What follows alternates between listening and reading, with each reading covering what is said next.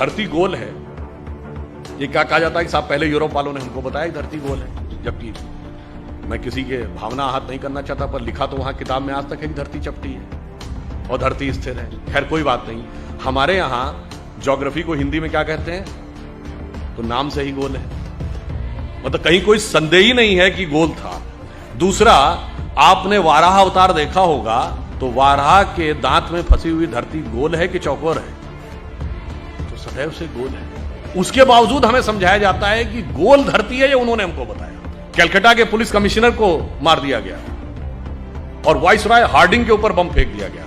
कभी आप कल्पना करें जरा उस सरकार की कि वाइसराय पे बम, असेंबली में बम, पुलिस कमिश्नर की हत्या, खजाना लूट गया, शस्त्रागार लूट गया, सरकार तो हिल गई होगी। उनका बेचारों का कोई योगदान ही नहीं था, सारा योगदान एकमेव था। तो मेरे विचार से सारा योगदान उनका था, जिन लोगों के जो काला पानी सह रहे थे उनका योगदान नहीं था, जिन्हें कोल्हू में बैल की तरह जोत दिया गया उनका योगदान नहीं था, जो जेल में रह रहे थे पर जलवे से रह रहे थे, जो किताब भी लिख रहे थे, सेक्रेटरी भी उनके साथ था और एक नहीं 3-3 4-4 किताबें लिखी, जिनके वाइसराय के साथ अत्यंत मधुर पारिवारिक संबंध थे, वो संघर्ष कर रहे थे।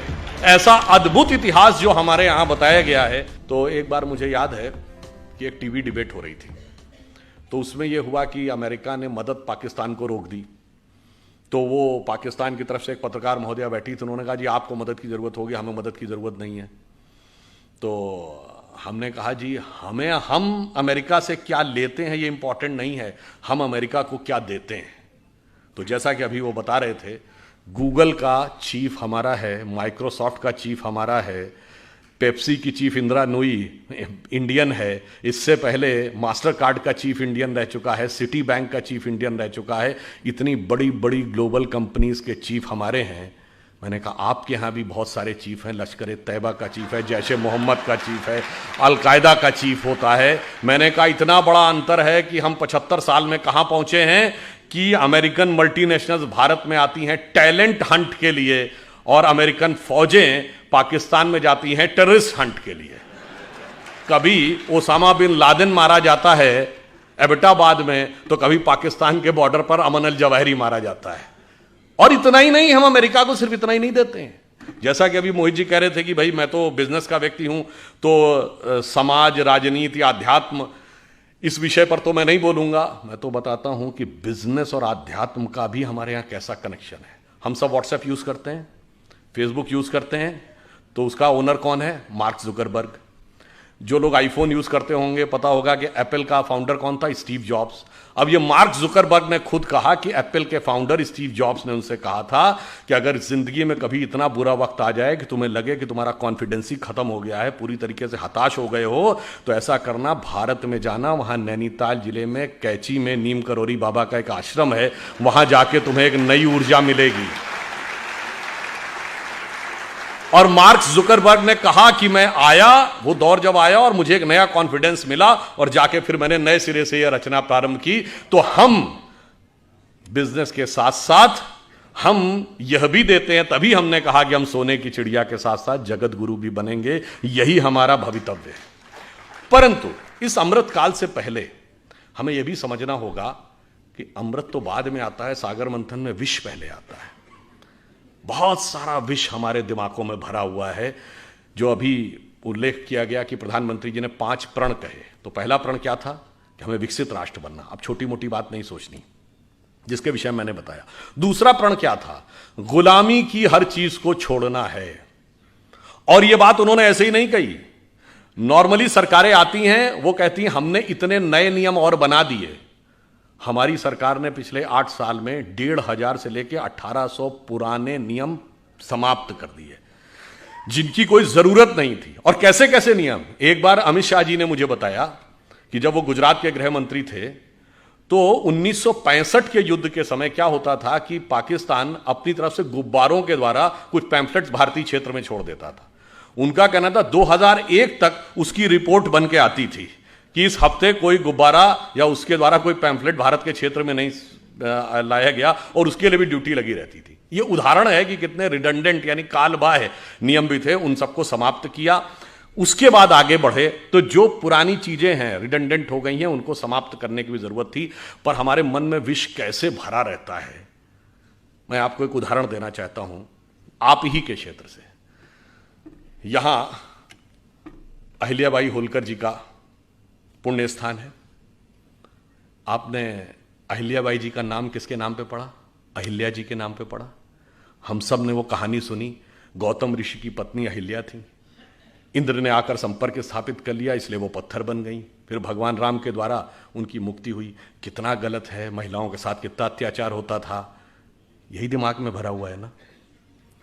पर आप में से किसी ने कभी ध्यान दिया कि अहिल्या शब्द और गौतम शब्द और राम शब्द का अर्थ क्या है? अहिल्या का अर्थ होता है जिसे हिलाया ना जा सके। देखिए, ये सब हमारे अंदर की चेतना के द्वंद्व का प्रकटीकरण है। क्योंकि जब भगवान जन्म लेते हैं तो केवल एक सामान्य, उसके लिए लीला क्यों कहते हैं? वो एक एक जून के जीवन की घटना हमारे अंदर की चेतना का एक प्रकटीकरण है। मन की वह अवस्था जिसे विचलित नहीं किया जा सके, जिसे जरा भी हिलाया ना जा सके, वह है अहिल्या। जब मन उस अवस्था में पहुंचता है। अहिल्या किसकी पत्नी है? गौतम ऋषि की। तम शब्द का अर्थ क्या है? अंधकार। गौ का अर्थ होता है जाना। जब आप अंधकार के परे चले जाते हैं और ज्ञान के प्रकाश का साक्षात्कार करते हैं, तब चेतना उस अवस्था में पहुंचती है जिसे विचलित नहीं किया जा सकता। यह गौतम और अहिल्या के पति पत्नी होने का अर्थ है। और इसमें एक और बात है, आपको नहीं पता होगा, यह अंग्रेजी का जो गो शब्द है ना, जिसका मतलब है जाना, वो संस्कृत के गो से निकला है। यही गो शब्द का अर्थ है जाना। गौतम का यही अर्थ है, तम के परे जाना। 10 बार आया है रामचरितमानस में, गो गोचर लग जा मन जाई तो जानो माया भरमाई। मगर हमारे दिमाग में भरा है कि गो अंग्रेजी का शब्द है। हमारे यहां गोचर, ग्रहों की गति को गोचर कहते हैं ना। आज का गोचर, ज्योतिषी से पूछे, कहता आज का गोचर, ये सब गो शब्द जाने से बना है। अब इंद्र कौन है? इंद्र शब्द का अर्थ जानते क्या है? बहुत बार हम लोगों ने सुना, खूब हमारे यहां कहानियों में है कि जैसे ही कोई एक ऋषि तपस्या करने लगा तो इंद्र ने जो है अपना अप्सराएं भेजकर उसकी तपस्या भंग करने का प्रयास किया, क्योंकि इंद्र का आसन डोलने लगा। इसका क्या अर्थ है? इंद्र शब्द का अर्थ जानते क्या है? आपने ईंधन वर्ड सुना है?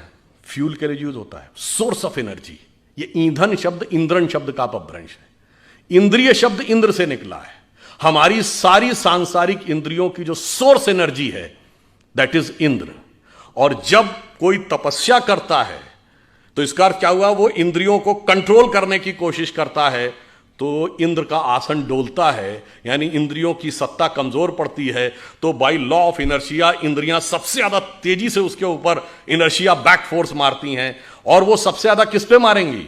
मानसिक रूप से मानेंगे, क्योंकि मन सबसे प्रबल इंद्रिय है। इसीलिए कभी आपने ध्यान ही नहीं दिया होगा कि अप्सराओं के नाम क्या? मेनका, जहां पर मन एकाग्र हो, उर्वशी, हृदय को वश में करने वाली। ये सब प्रवृत्तियां हैं जो जाकर हमारे मन पर अटैक करती हैं। तो जैसे ही इंद्रियों की शक्ति, जब आप अंधकार के परे चले गए और उसे विचलित नहीं किया जा सकता था, यदि इंद्रियों की शक्ति के प्रभाव में आ गए तो क्या हुआ? पत्थर का क्या हुआ? चेतना शक्ति का लोप हो गया।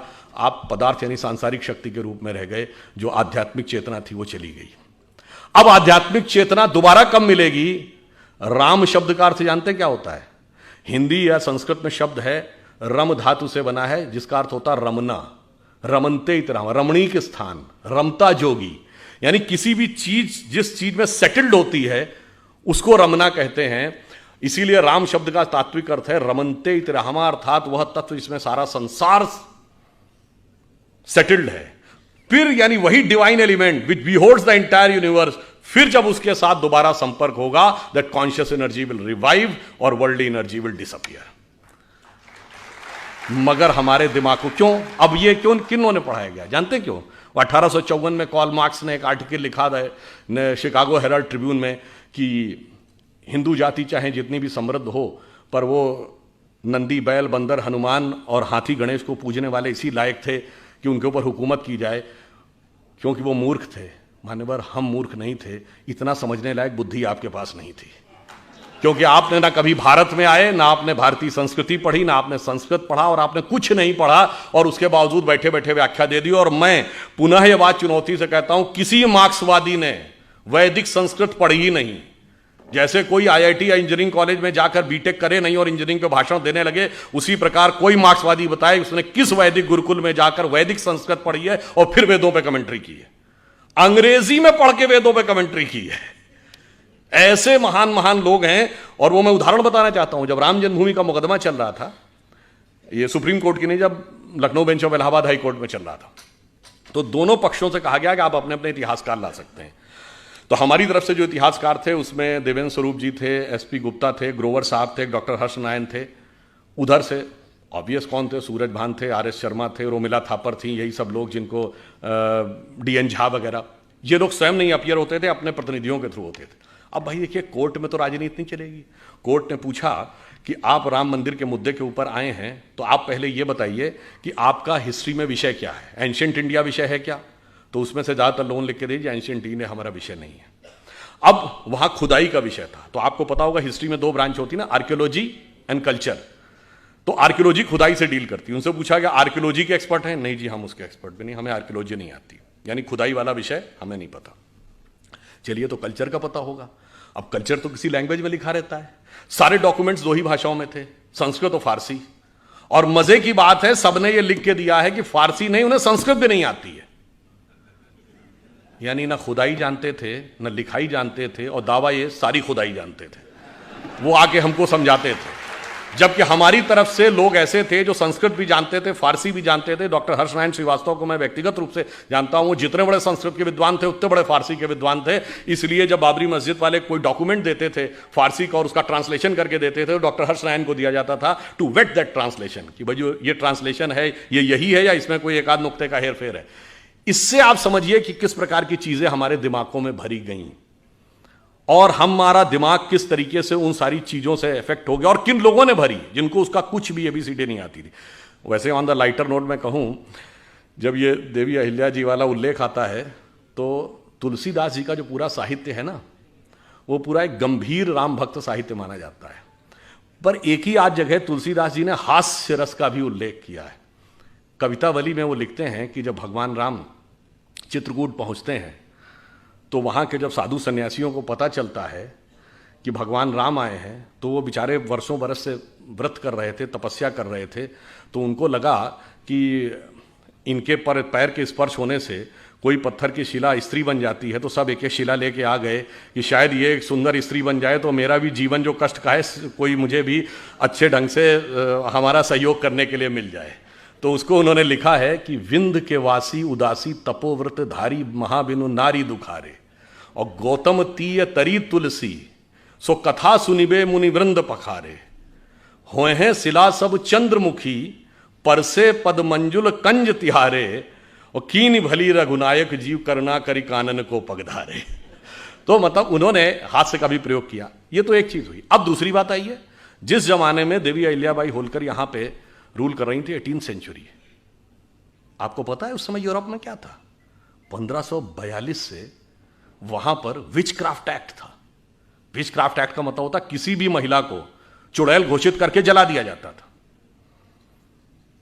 और वो समय जब भारत में चाहे रानी अहिल्याबाई हो, रानी दुर्गावती हो, कित्तूर की रानी चेन्नम्मा हो, वो मध्यकाल का दौर, चाहे छोटे मोटे राज्यों की रानी अबक्का हो या रानी लक्ष्मीबाई हो, वो यहां शासन कर रही थी। और वो लोग, और कौन, कोई भी चर्च घोषित कर देता था कि ये चुड़ैल है और उसको जला दिया जाता था।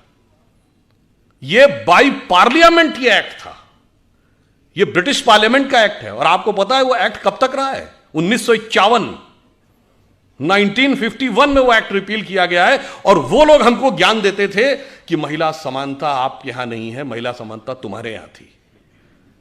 आपको पता है अंग्रेजी का ये शब्द विच हंट आप सबने सुना होगा। ये विच हंट शब्द उसी विचक्राफ्ट एक्ट से निकला है कि किसी भी औरत को विच घोषित करके फिर उसको पकड़ना और पकड़ के मौत के घाट उतार देना। हकीकत यह है कि विच हंट करने वालों ने हमारे खिलाफ विच हंट किया है कि हमें कहां कहां पे नीचा दिखाया जा सकता है। और इसलिए मैं ये कहना चाहता हूं, हमारे यहां स्थिति ये थी, ये तो हुई रूल करने की बात। वैदिक काल में 20-22 ऐसी विदुषी महिलाएं हैं, गार्गी, अपाला, लोपमुद्रा, मैत्रेयी, जिन्होंने बाकायदा वेदों पर व्याख्यान किया है, शास्त्रार्थ किया है, याज्ञवल्क्य का गार्गी के साथ शास्त्रार्थ, संध्या का ऋषि मेधातिथि के साथ शास्त्रार्थ। हम चुनौती के साथ कहते हैं दुनिया में कोई दूसरी धर्म संस्कृति बताइए जो धर्म ग्रंथ के ऊपर पहले तो डिस्कशन का पावर देती हो और डिस्कशन का पावर महिला को देती हो। फिर उन्होंने हमको समझाया कि साहब आप जो थे वो समानता नहीं देते थे।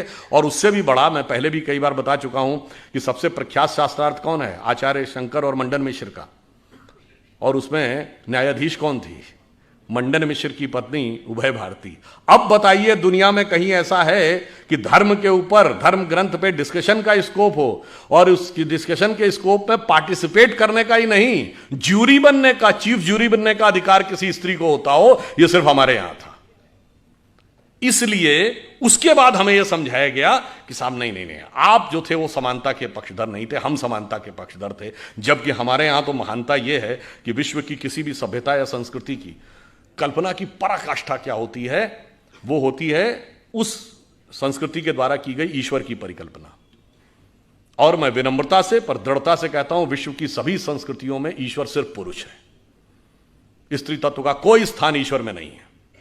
सिर्फ हमारे यहां अर्धनारीश्वर की परिकल्पना है भगवान शंकर में। और वो किस प्रकार का स्वरूप है जिसको कालिदास ने अपने कुमार संभवम के प्रथम श्लोक में लिखा है, वागार्थमि संप्रक्त रघुवंश में, वागार्थमि संप्रक्तो वागार्थमि प्रतिपतये जगतः पितरो वंदे पार्वती परमेश्वरो। अर्थात भगवान शंकर में, शंकर पार्वती के रूप में वह अर्धनारीश्वर स्वरूप उस प्रकार मिलकर संसार की रचना करता है जैसे वाक और अर्थ, जैसे कविता में शब्द और अर्थ। अकेले अर्थ का कोई औचित्य नहीं जब तक शब्द में व्यक्त ना हो, और शब्द का कोई मीनिंग नहीं जब तक उसका कोई अर्थ ना हो। तो आप यह समझिए कि इस प्रकार का, जहां पर इवन अगर आप में से जो लोग हिंदी साहित्य पढ़े होंगे तो निराला की वो प्रसिद्ध कविता आपको याद होगी ना, तुम तुंग हिमालय श्रृंग और मैं चंचल गत सुर सरिता, तुम विमल हृदय उच्छ्वास और मैं कांत कामिनी कविता।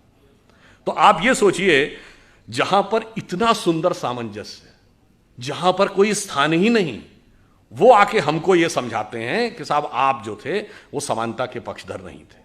अब दूसरी चीज हमें क्या समझाया जाता है, जो विष हमें अपने दिमागों से निकालना है, कि हम ज्ञान के नहीं थे, हम वैज्ञानिक नहीं थे, हम अवैज्ञानिक थे, हम इलॉजिकल थे। और जबकि फैक्ट ऑफ द मैटर है कि आप ये देखिए, जितने बड़े बड़े विज्ञान की खोज हुई, अब उदाहरण के लिए मैं सिर्फ ये बताना चाहता हूं, ये अगस्त का महीना एक और चीज के लिए भी जाना जाता है। मैं सिर्फ आपको दो उदाहरण दूंगा। एक, एटम बम का पहली बार प्रयोग 6 अगस्त को हिरोशिमा पे हुआ था। Who was considered the father of the atom bomb? Robert Oppenheimer. और जब 16 जुलाई 1945 को अमेरिका में बिकनी हिल पे पहला एटम बम का सक्सेसफुल प्रयोग हुआ था, उसको देखने के बाद रॉबर्ट ओपेनहाइमर ने पहला शब्द बोला था कि मुझे भगवत गीता का वह श्लोक याद आ रहा है जिसमें भगवान ने कहा है, यदि सृजन मैं हूं तो विनाश भी मैं ही हूं। वह वेद और गीता को पढ़ता था। कौन? Father of the atomic. और आजकल फिल्म चली हुई ना रॉकेटरी, आप में से बहुतों ने देखी होगी। सबसे कठिन विषय विज्ञान का किसको माना जाता है? Rocket science.